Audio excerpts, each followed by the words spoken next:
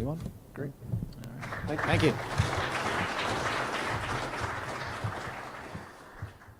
And our last presenter this afternoon, our morning has gotten away, it's now afternoon, is Steve Szambaris. He is the Midwest Operations Manager at Golden Specialty, and he is going to talk about adventures in condensable particulate matter testing.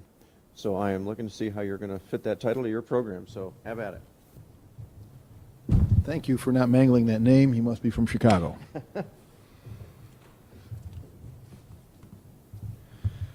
Nominal title is Method 202 is dead, but long live Method 202.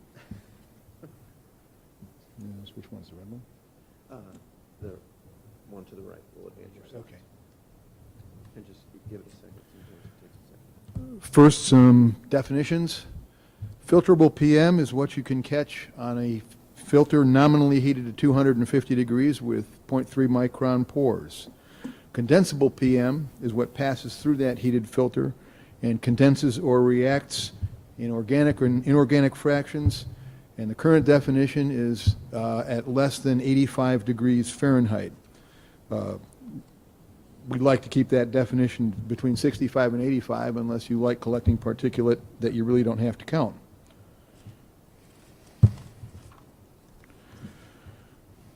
The first method, 202, was simply an analysis of the back half of method 5 train. You take that liquid that was condensed and extract it with methylene chloride or another solvent that so you could separate the water part, the inorganic part, and the organic part, and identify the particulate by evaporation. Samples captured by passing a stat gas through ice cold water in an ice bath chilled impinger.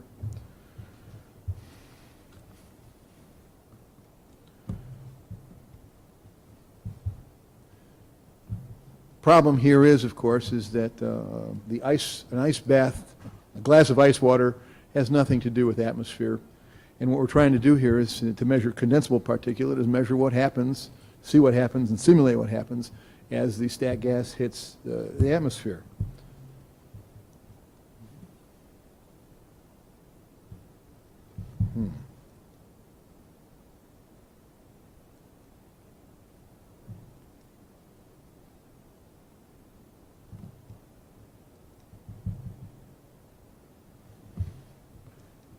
There it is. That's the one I was looking for. Then, around 2006, the EPA decided to reevaluate the use of the original method 202 in measuring condensable particulate because there were all sorts of artifacts turning up and situations that seem to exaggerate the measurement of condensables. 2009, they first issued an interim method, OTM 28, attempted to capture the condensables at a more reasonable temperature, that's 65 to 85 degrees Fahrenheit. And then in 2010, the new one was issued, specified a temperature range for capture of that particulate, and put a filter in the sample train just for that purpose.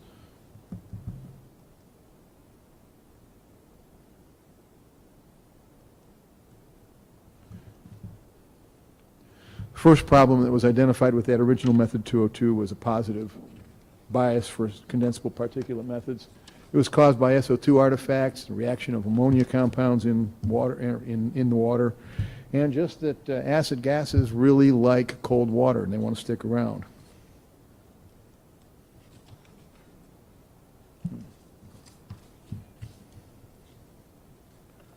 This first graph here shows the absorption of stat gases into cold water. You'll see it takes about 20 minutes to saturate that with SO2, whereas the CO2, O2, and NOx saturate right away. So the modified method 202 train isolates the filterable in a heated box, and then attempts to cool off the stat gas to separate out the condensable portion before it hits the wet impingers. Only problem with this is that you're still cooling it down to ice bath temperatures, and which is not modeling atmosphere. So with that, just that simple improvement, even though you're still at ice bath temperatures, Okay, now we've got saturation happening right away, so we can account for it, and we're still okay with the other gases. Here's some experimental results. I want to thank Mr. Wang for presenting the single most complicated slide I've seen with his process diagram. I feel much better about some of the stuff that I'm going to put up here.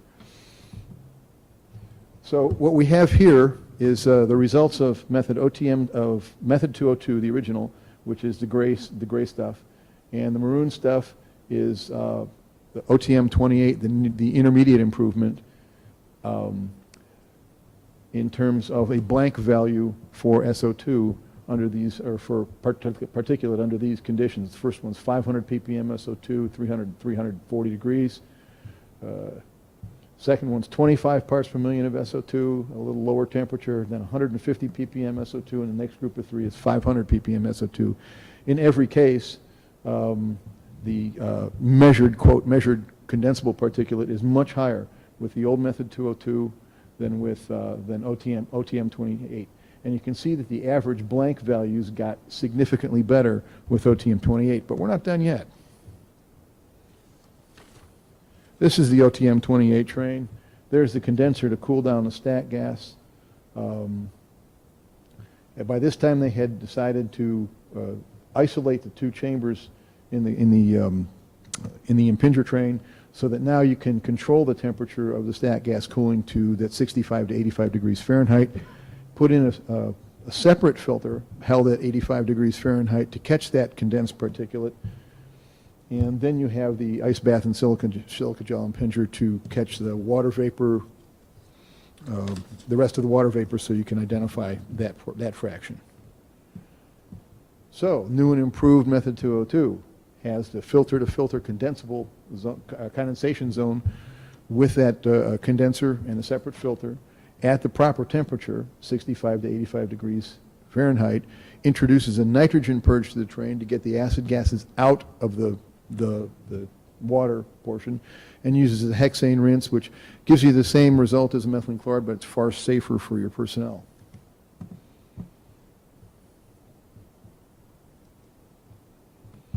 So you have the divided impinger case there, so the part of it can be held at the 65 to 85 degrees, separate filter. This is the side I was worried about. This is the analytical scheme for the new method 202. It involves measuring the sample volume, extracting the condensable filter with the hexane and measuring that part and adding it back in at the end. What this does is this allows you to discount the acid gas fraction that remains after the purge and still get the organic fraction. So field experience with this method is something different. We have found that it's critical to keep the condensable filter in that 65 to 85 degree range for optimum results and not exaggerating it. We have found that as the temperature goes down, the condensable particulate fraction you collect rises dramatically. So you want to keep it as close to 85 as you possibly can. Secondly, in preparing the glassware for the train, to get rid of a blank value that always turns up, you have to bake it for a couple of hours at 300 C. Or you can run a proof blank, but later on we'll see why that doesn't help much. And you bake all the glassware, every bit of it, because that artifact can come from anywhere. For the purge gas, you want ultra-high pure grade nitrogen with a filter on it. Why would you want to take the chance on adding any particulate at all? And use glass for everything you possibly can. For the sample train and for the sample bottles. We found companies, including ourselves until we learned, that it's a bad idea to put these condensable particulate samples into a high-density polyethylene bottle. You're going to collect things you really don't want, and they're going to be counted against you. And of course, EPA is always happy to let you exaggerate your particulate emissions. In the lab, cleanliness is next to godliness. Lab air should be filtered. There should be a physical separation from any dusty areas. Recovering these trains out in the field is usually a very bad idea. Even if you think you have a clean trailer, you probably don't.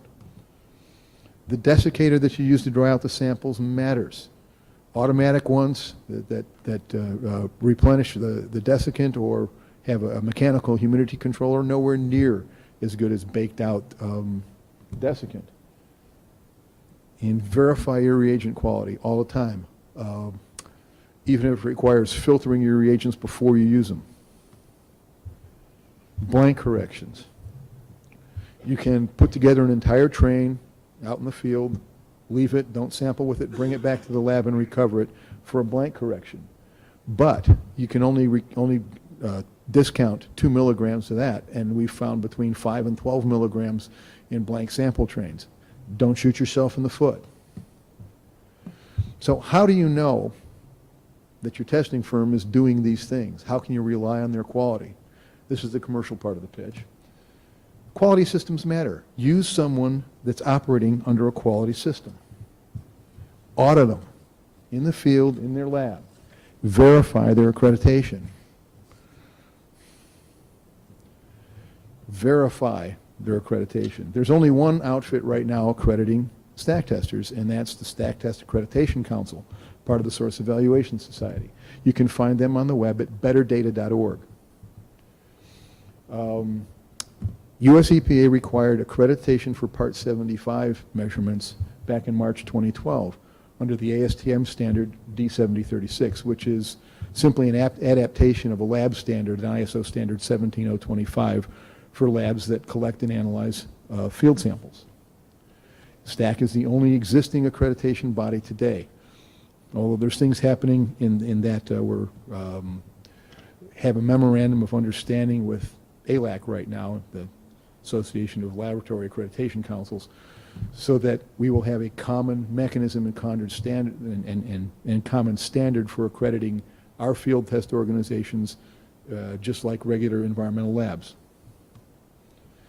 That's a list of, this is an older list of people who had interim accreditation. There are currently 3 companies, Golden Specialty is one, you'll forgive me if I don't tell you who the others are, that has the full accreditation.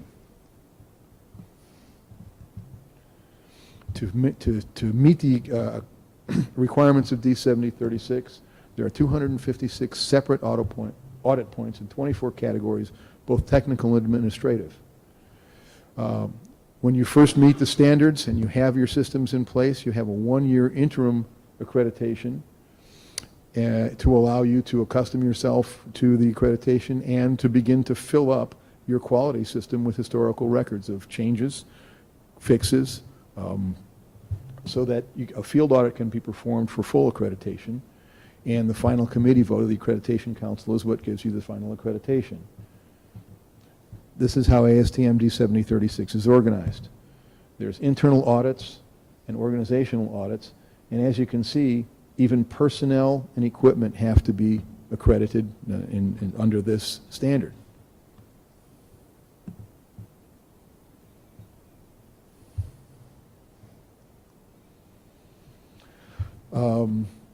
We have a book at our exhibit up here in the booth called Stack Testing for Dummies. It's for introducing stack testing concepts for those who use stack testers but aren't familiar with the technical aspects of it. I wanted to make sure I didn't make you late for lunch. So, any questions? Great. We'll take any questions from the floor. If not, catch me at the Golden Specialty booth in the back room. Any questions? All right. Thank you. Wait, we have one? No. Is there one? Have you got one? I thought you had your hand. I'll catch him. All right. Great. Lunch is in the same location as yesterday, and we are scheduled to reconvene back here at 1:45.